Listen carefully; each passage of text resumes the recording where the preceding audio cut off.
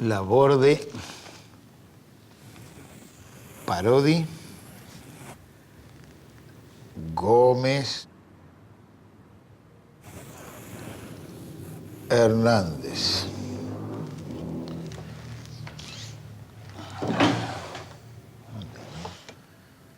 Doris, ¿dónde metió la tijera? Doris. Buen día, Juan.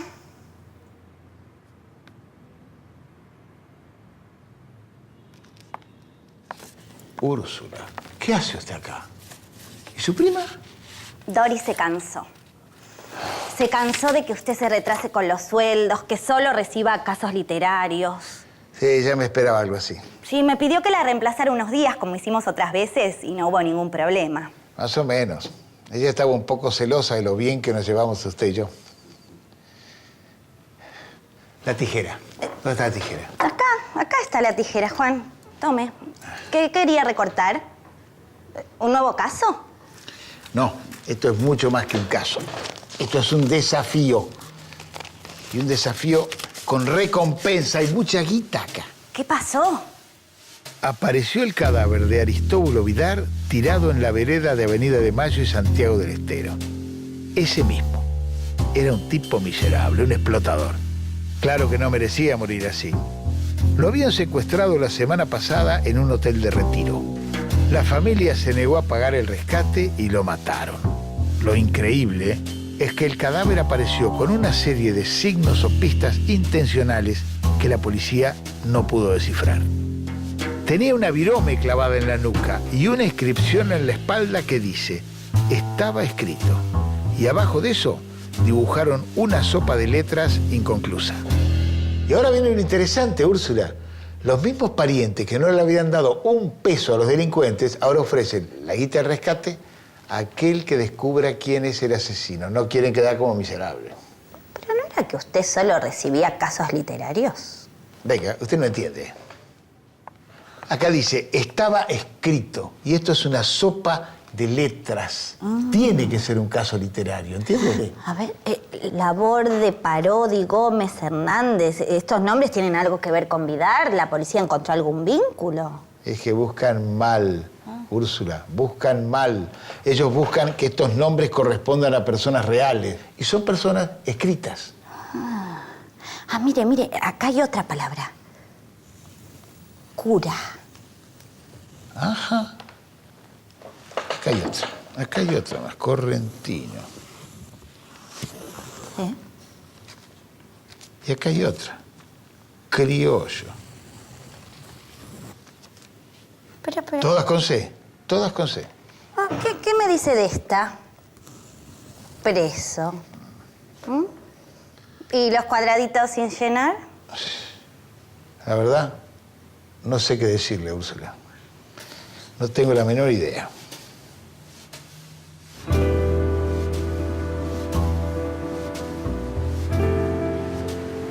Hernández, Laborde, Parodi, Gómez.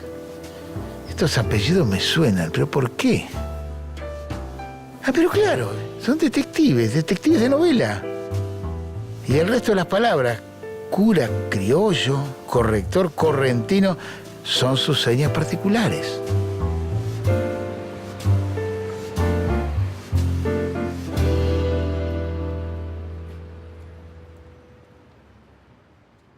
Todos los nombres que aparecen en la sopa de letras se corresponden a personajes importantes de la literatura argentina.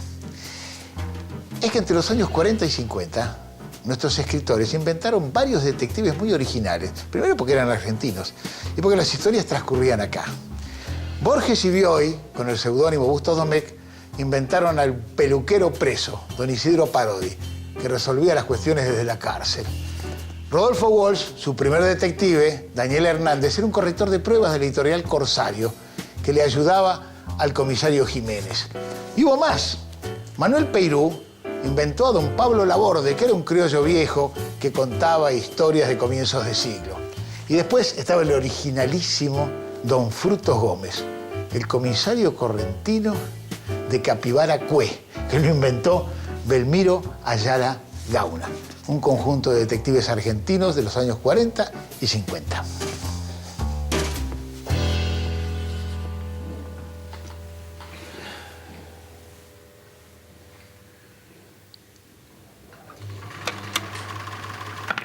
Isidro Parodi fue un invento de Borges y su amigo Bioy Casares, que yo creo que se aburrían mucho y que imaginaban lo más aburrido que sería un detective que solucione los casos desde Eckers.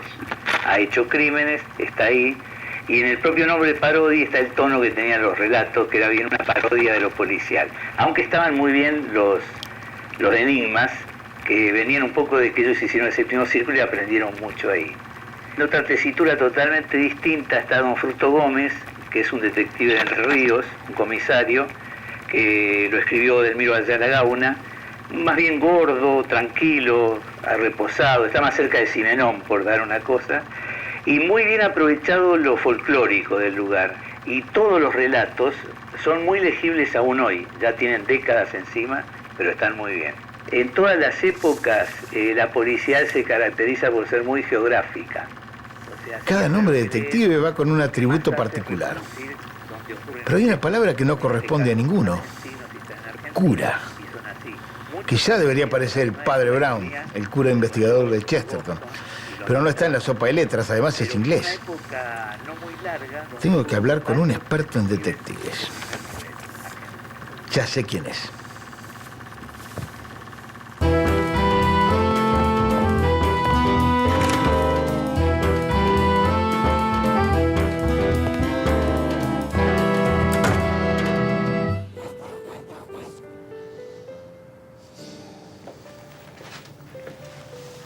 Vamos, Juan, la lucha continúa. Compañero, De Santis, usted me puede salvar, ¿eh? ¿Viste lo que es esto, no? La muerte de Aristóbulo Vidar. Le dejaron esto marcado en la espalda, ¿leíste? Leí la noticia en el diario, sí. Bueno, me traigo uno igual para acá el compañero. Tengo Laborde, Parodi,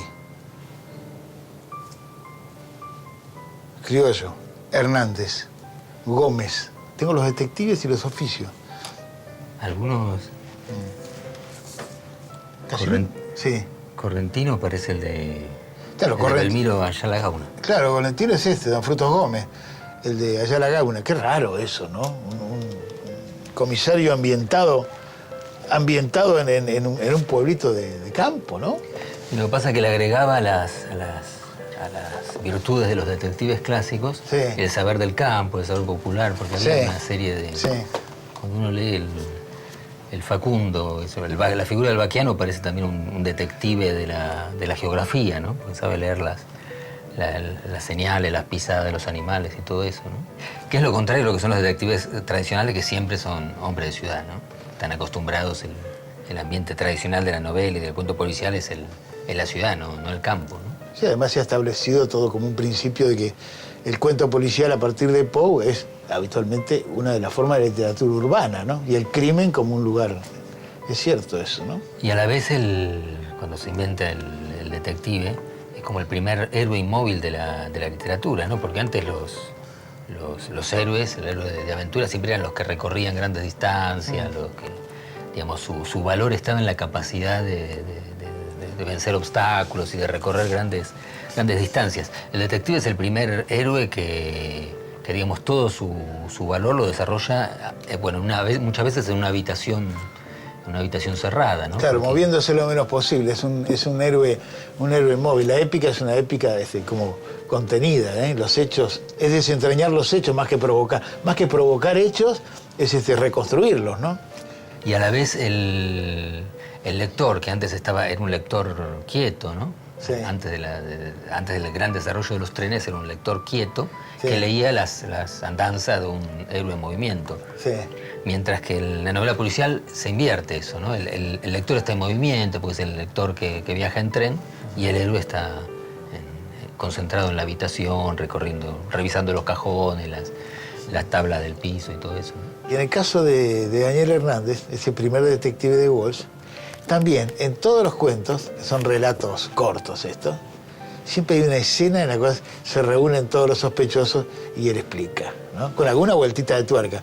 Y además se da otra cosa, que es la relación con la autoridad policial. En ese caso, el comisario Jiménez, ¿no? Que tiene que venir como, bueno, a confirmar y dar de alguna manera legitimidad a esa reunión, ¿no? Claro, porque él es asesor y por otro lado compite con la policía, ¿no? Sí, bueno, siempre estuvo esa tensión entre el detective aficionado y el de la institución ya desde los primeros cuentos de Poe.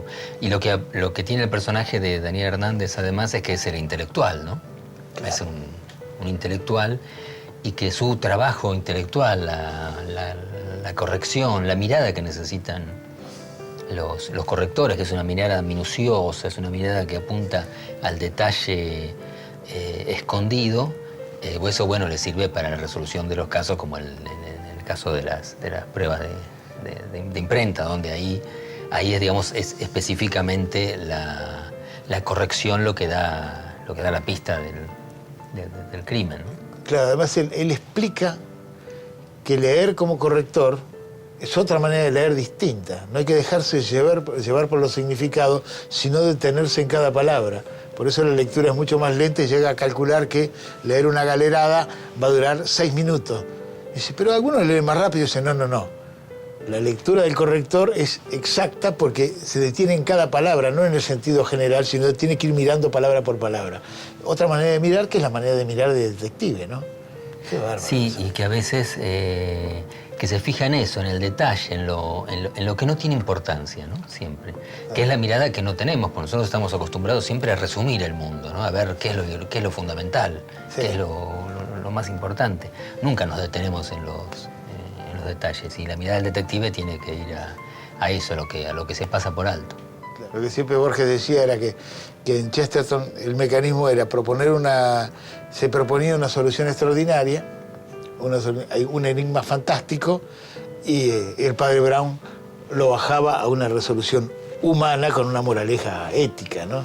La cosa de la parábola era lo que a Borges por lo menos lo que menos le satisfacía como lector, ¿no? Y en el género, en Argentina, digamos, la tensión entre lo fantástico y lo policial estuvo siempre en todos estos autores, ¿no? Sí, ¿no? Bueno, Manuel Peirú, que era maestro del relato fantástico y del policial, o Walsh mismo lo conocemos sobre todo por los relatos policiales, pero él hizo una antología del cuento extraño, que era una de las grandes antologías, y se ve que el tema le interesaba, y bueno, por supuesto los grandes Borges, claro. En Bioy también está esos dos elementos, ¿no? Lo fantástico y lo policial.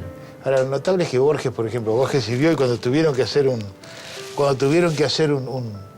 detective, lo inventaron, ¿no? Lo inventaron y lo sacaron de la galera y en joda, ¿no?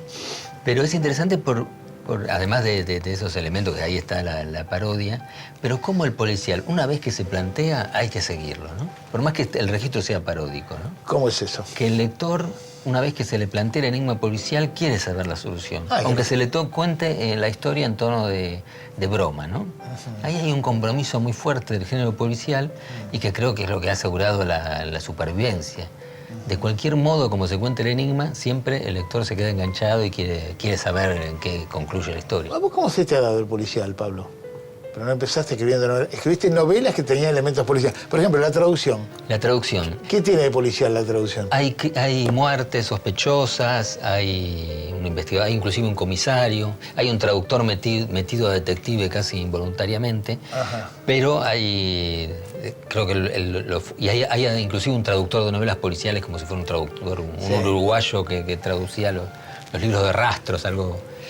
Y también tenés otra cosa que es tenés el ambiente aislado, El ¿no? ambiente aislado, el encierro, un hotel. En un encierro, en un hotel, muchos elementos clásicos usaste ahí, ¿no? Sí. Ajá. Pero la solución pasa más por la literatura fantástica, ¿no? Ahora, la que de algún modo está más cerca del género, que es el Enigma de París, porque de modo es un homenaje al género, ¿no? Un homenaje a los detectives. Empieza con un congreso de detectives universal, con números, una docena de detectives universales. Es el Enigma de París. Una novela que ganó un premio internacional abierto a novela, siendo una novela de algún modo de género, ¿no? ¿O me equivoco? Sí, es una novela sobre... Si en los otros libros no puse detectives, acá son todos... Son todos detectives. Son todos detectives. Son todos detectives, ¿no?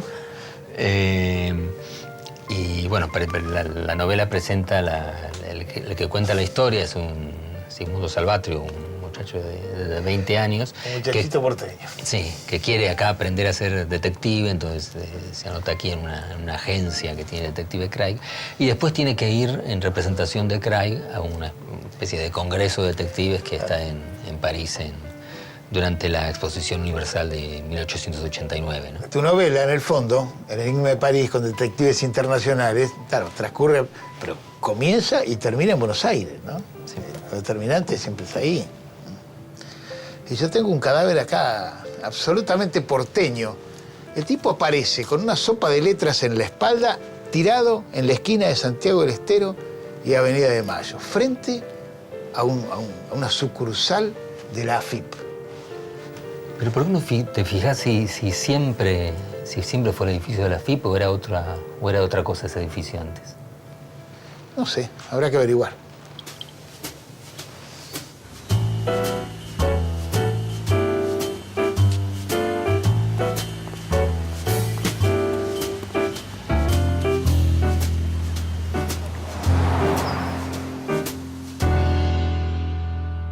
De Santis tiene razón. Esa agencia de la FIP antes era el famoso Hotel Majestic, un hotel impresionante de la Avenida de Mayo que funcionó entre 1910 y 1925. Pero ¿cómo se relaciona eso con la muerte de Vidar?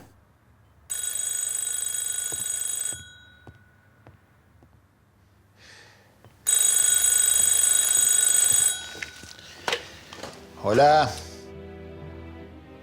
Hola, Juan. JL. Estoy totalmente perdido. No estás perdido, estás incompleto. Incompleto. ¿Qué es? Mitre. No, al revés.